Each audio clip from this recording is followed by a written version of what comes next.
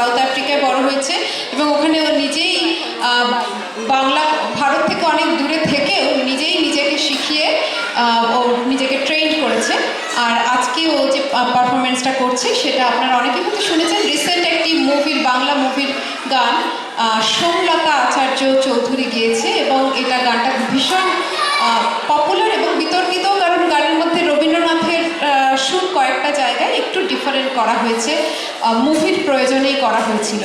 তো আমরা ভুলে যাই কোনো বিতর্ক বা কিছু, এটা আমাদের রবীন্দ্রনাথের ফিউশন ডান্স মায়াবন বিহারিণী হরিণী।